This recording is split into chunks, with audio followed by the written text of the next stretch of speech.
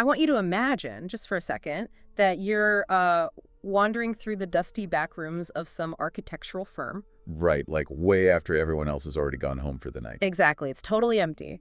And you open this random forgotten filing cabinet, and inside you stumble across a set of blueprints. But, as you unroll them, you realize these aren't blueprints for a house or like a skyscraper or even a city. Oh, I see where you're going with this. Yeah, they are blueprints for a brand new universe. And when you run your finger over the lines, the ink actually smudges. It's still wet. Because the creator was literally just there. Right. That is the exact feeling we are diving into today. We aren't, looking at some massive decades-old fantasy franchise today. No established wikis or theme parks here? Nope, none of that. Today, we are getting this exclusive ground-level look at the very foundation of a nascent, meticulously constructed fantasy world. And I really want to frame our entire deep dive around a single central question. Okay, lay it on me. Based on these blueprints, is this new world designed to be saved? Or is it fundamentally designed to be destroyed? Man, that is the perfect lens for this material. I mean, we spend so much of our time analyzing worlds that have already been fully built. Yeah. Heavily commodified stuff. Yeah, the stuff that's been focus grouped to death. Exactly. It is such a rare opportunity to observe the genesis of a narrative architecture before the masses have even discovered it. It really is. Because when you look at the foundational math of a fictional universe, like the geography, the resources, the different factions, you can usually tell right away if the creator is building a utopia that's going to be threatened or, well, a powder keg that's just waiting for a spark. And looking at what we have today. Oh, I lean heavily toward the powder keg, without a doubt. I completely agree. And the source material itself is really what makes this so incredibly fascinating. Because we are looking at a grassroots YouTube channel. And when you say grassroots, you mean? I mean, we are standing on the literal bedrock. The channel is called At Los Cinco Reinos de Eryndor. That's the 5 realms of Eryndor. Okay, nice. And at this exact moment, it has exactly 4 subscribers. Wait, seriously, 4? 4 subscribers and exactly 4 videos. Oh, wow. That is as early as it gets. Right. Yet when you parse what is actually on screen, in the descriptions, in the titles, it promises this scrawling, intricately layered narrative. I mean, that's the dream, right? To find something like that. Totally. It is entirely focused on how a brand new world, one with incredibly well-differentiated realms, is being built completely from the ground up. And, why it holds so much storytelling potential for anyone who just really appreciates deep world building. What stands out to me immediately, just from looking at the framework, is the restraint. Oh, interesting. How so? Well, a common trap for novice world builders is the lore dump, right? Presenting this massive 100-page encyclopedic text right out of the gate. Just overwhelming the audience with names and dates that mean nothing yet. Exactly. They have no emotional anchor. But this channel isn't doing that at all. It's employing a very deliberate, slow drip release of information. Yeah, using negative space. Yes. We are given fragments, atmospheric hints, and these specific geopolitical tensions that force us, the audience, to connect the dots. The creator is essentially establishing the structural, load-bearing pillars of Eryndor before they even attempt to put the roof on. So let's start looking at those pillars then. We really need to map out the board to understand the baseline reality of this place. Let's do it. So the channel's primary description lays out the core geography. The world is divided among 5 specific kingdoms. We have Rin, Silverin, Ithelmar, Careed, and the Citadel of the Sun. Okay, right off the bat, those names are fascinating. I know, right? Before we even get into what they do, just listen to the phonetics of those names. They don't sound like 5 provinces of the same empire at all. No, they sound like entirely different linguistic families. Exactly. Like Vryn and Silverin have this breathy, flowing, almost naturalistic sound to them. Very organic. Great. But Careed, that hits the ear like a rock. It sounds harsh, arid, martial. It really does. And then you have the Citadel of the Sun, which just breaks the naming convention entirely. Totally. Which implies it's this highly centralized, maybe ideological or magically potent location, right? Yeah. It defines itself by its function rather than in a traditional cultural name. The linguistic variety is really the first indicator of those well-differentiated realms you mentioned earlier. Because in a well-constructed world, language reflects geography and culture. Oh, absolutely. Like, if Careed sounds harsh, it's highly likely because the environment that birthed that culture is just unforgiving. Right, you don't get soft flowing words in a desert wasteland. Exactly. And if the Citadel of the Sun uses a title rather than a localized noun, well, it suggests an institution that has either overwritten the original culture of its region, or maybe one that claims a universal, perhaps divine authority over the other four. That makes a lot of sense. Mm. But the real meat of the channel's description isn't just the names, it's the geopolitical state they exist in. Ah, yes.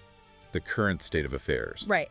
The text explicitly tells us that these 5 diverse kingdoms currently coexist in, quote, relative harmony. Relative harmony. Man, I am highly suspicious of the phrase relative harmony. Thank you. I mean, if you have to put the word relative in front of your peace treaty, it isn't a peace treaty, it's a ceasefire. Precisely. In the context of political world building, relative harmony is an incredibly loaded term. It usually describes a Mexican standoff. Yeah, like the weapons are holstered, but everyone's hands are hovering right over the grips. Exactly. Absolute peace implies mutual trust and shared goals. But relative harmony, that implies that the cost of going to war currently outweighs the benefits. But, the moment that calculus changes, the swords are coming out. And the channel immediately provides the variable that could change that calculus. The engine of the world, the power grid. The crystals. Yeah. The lore introduces what they call the crystals of Aethra, and these crystals are explicitly named as the driving force of the 5 kingdoms. But here is the critical phrase, and I want to make sure I get this exactly right from the source. It says, each kingdom uses them, quote, for their own benefit. I would argue that phrase right there, for their own benefit, is honestly the most important piece of world building we have so far. Really? More than the kingdoms themselves? Oh, absolutely. Because it's the linchpin of Eryndor's entire societal structure. It tells us that this relative harmony is entirely transactional. Ah, I see. It's a piece based on resource extraction and management, not on any deep shared moral alliance. Each kingdom is just siphoning this central, presumably finite power source to elevate their own standing. And likely at the expense of their neighbors, right? Without a doubt.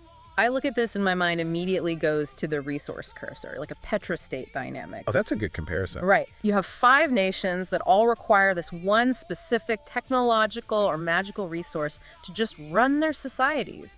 They need Aethra to keep the lights on, to power their militaries, to drive their economies. Yeah, it's their electricity. Exactly. But if they all pulling from the same well and doing it strictly for self-interest, how does that not collapse? It feels fundamentally unstable. Like if Silveran figures out a way to extract Aethra 20% faster than Creed isn't going to just sit there and accept economic subordination. No, they are going to mobilize. Right. But I actually want to hear your thoughts on that petrostate analogy. Does it hold up? I'm actually going to push back just slightly on the petrostate analogy. Okay, lay it on me. Because a petrostate usually implies one nation exporting to others. It creates a wealth disparity based on geography. But what Eryndor sounds like is more of a shared resource trap. Yeah. Like a tragedy of the commons on a geopolitical scale. Oh, wow. Yeah, that's much worse. Right, because if Aethra is the driving force, then Aethra is survival. And historically, when sovereign powers rely on a highly contested resource and leverage it strictly for self-interest, you don't just get economic friction. You get systemic paranoia. So they're all just looking over their shoulders constantly. It's exactly. The creator of Eryndor hasn't just given us a cool magic system.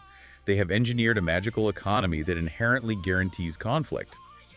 The kingdoms aren't unified by the crystals, they are shackled together by them. But wait, if they are shackled together by this resource, then the tension isn't some new development. It's the defining characteristic of their entire history. Precisely. It's built into their DNA. And we know that this powder keg has exploded before, which actually brings us to the video archive itself. Because the 4 videos currently uploaded are serving as these fascinating, really specific glimpses into the distinct identities of these realms. The negative space being filled in. Right. The creator is deconstructing a lore via the video titles and their upload cadence. So let's look at the very first piece of evidence. It's a video uploaded just 11 hours ago, sitting at a quiet 9 views. Right. It's titled Ithilmar, Song of the Crystal Wars. Oh, wow. This is a massive piece of the puzzle. And honestly, it completely validates our suspicion about the relative harmony. Yeah, the explicit mention of Crystal Wars. Exactly. It confirms that the resource competition over Aethra has already boiled over into open global conflict in the past. So they've already done this dance. They have. The harmony they are experiencing right now isn't some natural state of evolution.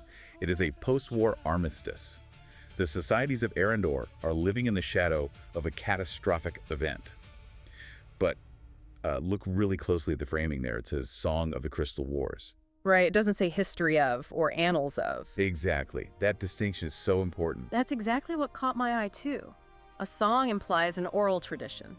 It implies art, bardic performance, maybe even a romanticization of the past. It suggests that Ithilmar is the cultural historian of the 5 realms, you know, the memory keeper. But if they are singing about a war over resources, I really have to wonder how reliable that memory actually is. Oh, that's a great point. Like, is Ithilmar singing a mournful dirge about the horrors of the Crystal Wars to warn everyone else? Or is it like a nationalist anthem, a piece of propaganda designed to remind everyone that Ithilmar was wronged, or maybe that Hilmar was victorious? Man, that is the genius of using oral tradition in world building. Because history written in textbooks is presented as objective fact, right? But a song is inherently emotional and highly subjective. It has an agenda. Right. And if Ithilmar defines its current cultural identity by singing about a past war, it means they haven't moved on. They are anchored to that trauma. Wow, yeah. And in international relations, a nation that defines itself by its past grievances is usually the one most likely to shatter a current peace. It paints Ithilmar not just as a historian, but as a deeply melancholic, perhaps resentful veteran of the geopolitical landscape. They are the kingdom that remembers the cost of Aethra. So let's contrast that melancholic, backward-looking identity with the next realm we get a glimpse of. Okay, who's next? So 12 days ago, the channel posted what is currently its most viewed video. A staggering 46 One thing up in the world. Right. The title is Silvaran resiste guerreros protectores contra la oscuridad. Now, right off the bat, the sudden switch to Spanish is such an interesting choice. It really is. For those who don't speak Spanish, that translates to Silvaran resists protective warriors against the darkness. This bilingual approach immediately expands the metascope of the project.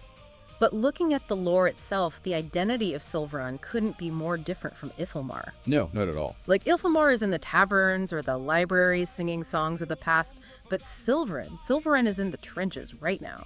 The linguistic shift is highly effective, I think, because it breaks the expected mold of English-centric fantasy. It really suggests a creator who views this world through a global, diverse lens. Yeah, it adds texture. Definitely. But analyzing the semantics of the title, Silvaran is assigned a very clear archetypal role within the ecosystem of Eryndor. They are Guerrero's protectors of protective warriors. They're the shield. The shield, right. I want to zero in on the word resist, because resistance implies an ongoing active struggle. Yes. It implies that while the center of the world might be enjoying their relative harmony and happily trading ether crystals, the borders of the world are actively under siege. Exactly. You don't resist a memory, you resist an active invasion. And they are resisting the darkness.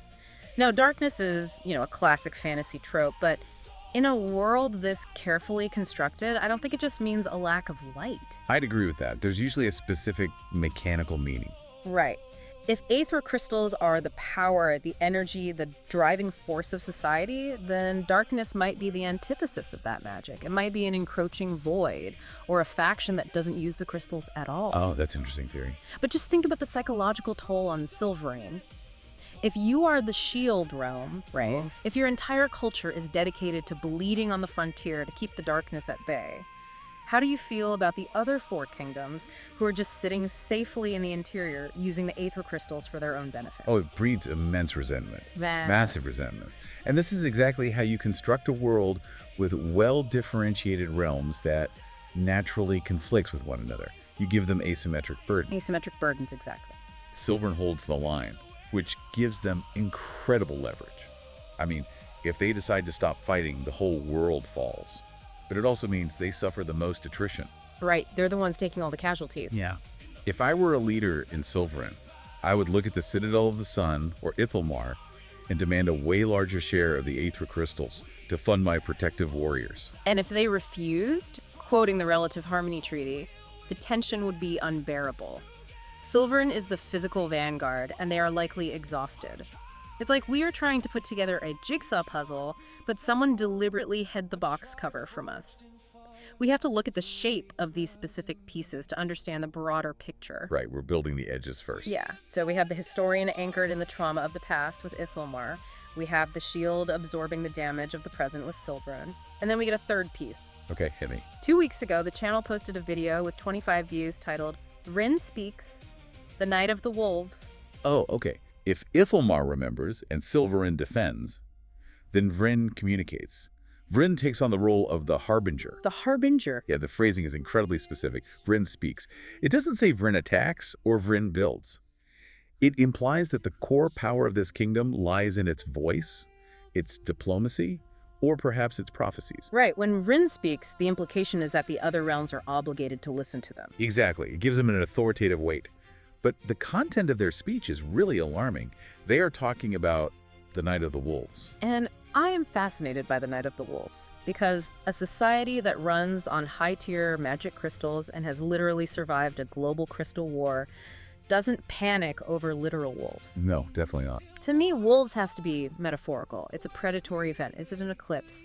Is it some cyclical historical event where the magical grid shuts down and the borders become vulnerable? Oh, like a system failure? Yeah. Vryn is sounding the alarm, acting as the Cassandra of this world, warning the other kingdoms of an impending collapse. But knowing what we know about the other realms, why would they even listen? Right, they're all distracted. Exactly. Ithelmar is stuck in the past, Silverin is busy physically fighting the darkness, and the other two are completely unknown at this point. Well, let's discuss those unknowns. Kharid and the Citadel of the Sun. Because the creator has not provided dedicated videos for them yet. No, nothing specific yet. And in the architecture of storytelling, this is known as negative space. It's a very deliberate withholding technique. Leave them wanting more. Right. By defining what Isilmar, Silverin, and Vryn are, the audience naturally projects their own anxieties into the blank spaces of Kharid and the Citadel. And honestly, even without lore dumps, the names themselves carry massive implications that complicate the board. Right. Let's take Citadel of the Sun. If I'm building a thesis around the idea that this world is destined for destruction, the Citadel of the Sun is my prime suspect for the catalyst. Really? Why a citadel? Well, think about it. A citadel is a fortress, impenetrable and isolated. The sun implies absolute blinding light, perhaps overwhelming magical superiority, or even a rigid dogmatic religion. Okay, I see that. If Silverin is out there fighting the darkness on the borders, maybe the Citadel of the Sun is hoarding all the light, all the aethra in the center. Maybe they are the elite 1% of this world, dictating the terms of the relative harmony from a position of absolute, untouchable power. Man, that is a very strong theory. If the Citadel represents centralization and orthodoxy, then Kharid, with its harsh, jagged phonetics, might represent the marginalized periphery. Oh, like the industrial backbone. Exactly. Perhaps Kharid is where the aethra is actually mined. A brutal, industrialized zone that just feeds the glowing utopia of the Citadel. The friction between the unknown elements is honestly just as vital to the world building as the explicit lore of the known elements. It totally is. The creator is manipulating our curiosity, allowing the geopolitical tension to just simmer in our own imaginations before they finally reveal the truth. But you know what? The truth is coming, and it's coming really fast. Yeah. Yeah, because Vryn's warning about the Night of the Wolves isn't just political paranoia. The channel's description actually pivots from describing the kingdoms to outlining an inciting incident that is actively threatening to rip Eryndor apart right now. What's happening? It states that the world is being disrupted by, quote, strange events, and it lists 2 specific, terrifying occurrences: lights in the depths and impossible rifts. Oh, wow. Okay, from a world-building perspective, introducing environmental anomalies fundamentally shifts the narrative genre. It does, doesn't it? We were looking at a political thriller, 5 kingdoms, jockeying for power over crystals. But lights in the depths and impossible rifts, that moves us straight into the territory of cosmic horror or ecological collapse. Yeah, it's a whole different scale. These aren't threats that can be negotiated with. I mean, you cannot sign a peace treaty with a rift. The very spatial geometry and geological stability of their world is breaking down. And lights in the depths is just such an evocative, creepy phrase. It really is. It implies that something submerged, something buried deep beneath the crust of the world, is suddenly turning on or waking up. In a world where the surface is utterly obsessed with mining crystals for power, seeing lights coming from further down is an absolute nightmare scenario. A total nightmare. And impossible rifts sounds like the actual fabric of reality is tearing. If your entire society is built on a power grid, a border skirmish with Kareed is a political problem. But the ground literally opening up and swallowing your Aethra minds, that is an existential crisis. It directly challenges the central pillar of their society, the ether crystals. Think about the infrastructure required to maintain that relative harmony. If the Earth is fracturing, trade routes are destroyed, mining operations collapse. And the supply of Aethra plummets? Yes, and in a resource-dependent economy, a sudden constriction of supply leads to immediate, violent panic. Oh, absolutely. If the Citadel of the Sun suddenly receives half of its normal Aether shipment because a rift destroyed the highway from Kareed, they aren't going to just ration their power. They're going to send an army to secure whatever is left. The environmental crisis acts as a massive accelerant to the political powder keg.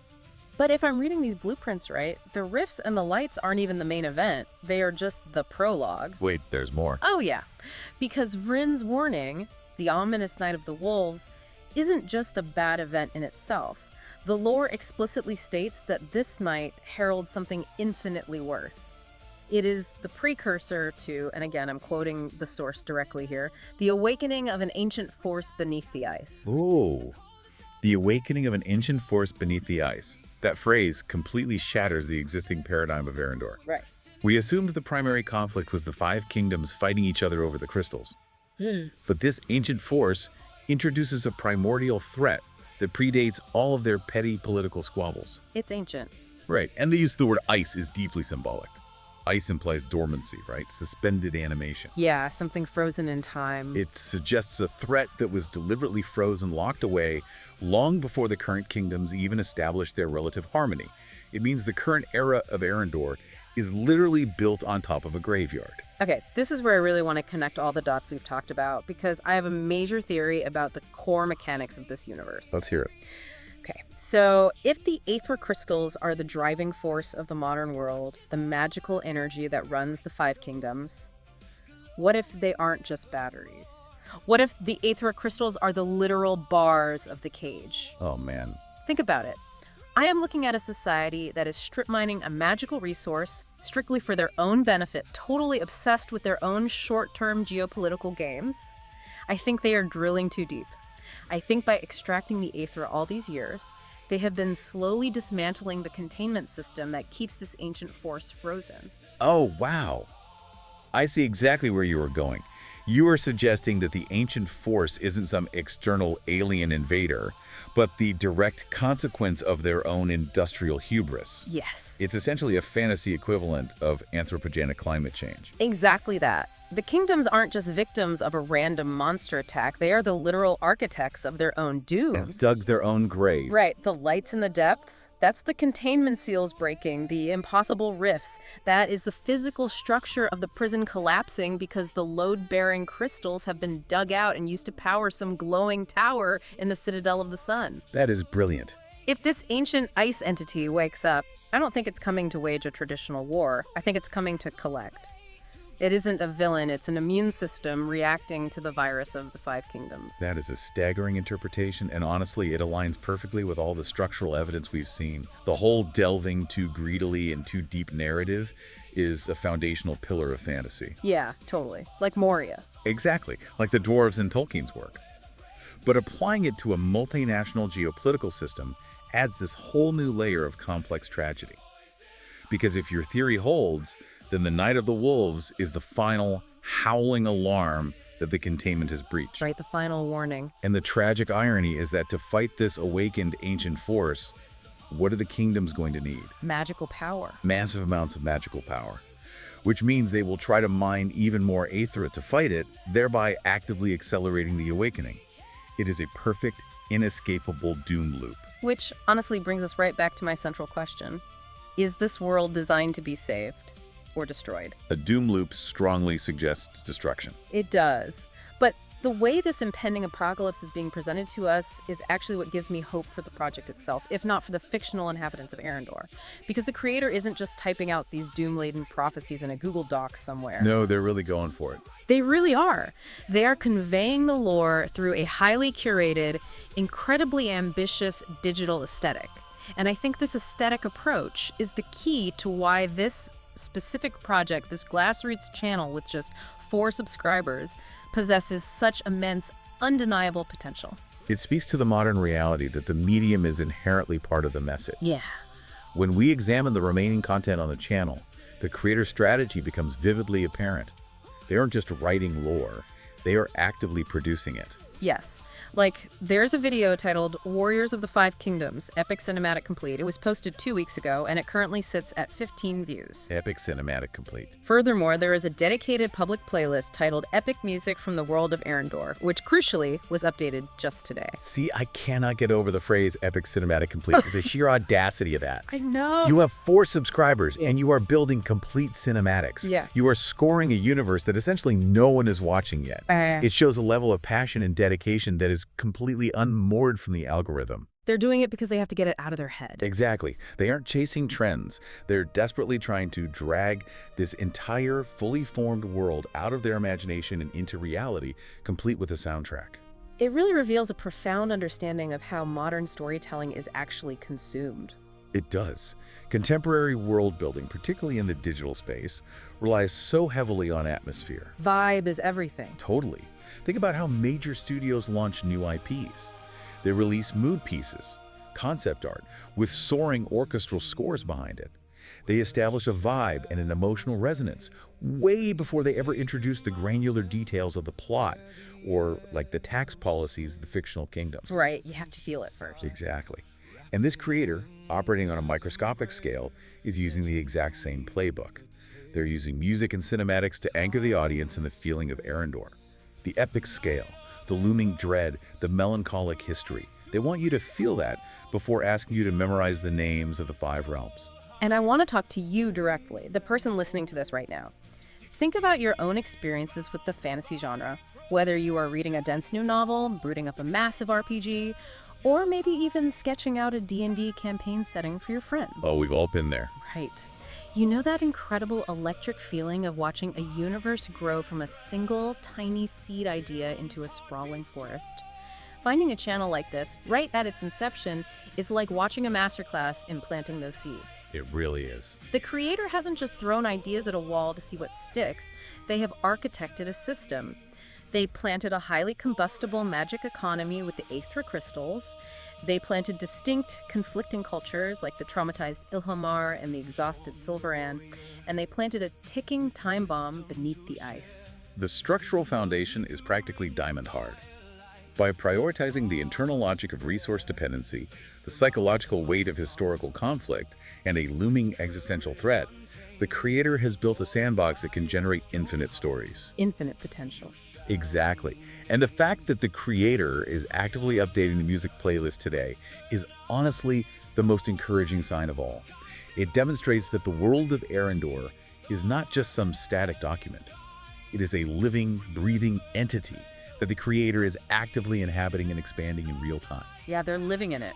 Unburdened by external expectations or studio notes, they are totally free to construct this world with intense specificity. It is honestly the purest form of creation. So as we start to roll these blueprints back up and place them back in that dusty drawer, let's just look at the incredible machinery we've uncovered today. It's quite a machine. We have Eryndor, a world balancing on the knife's edge of a relative harmony that is practically begging to be broken.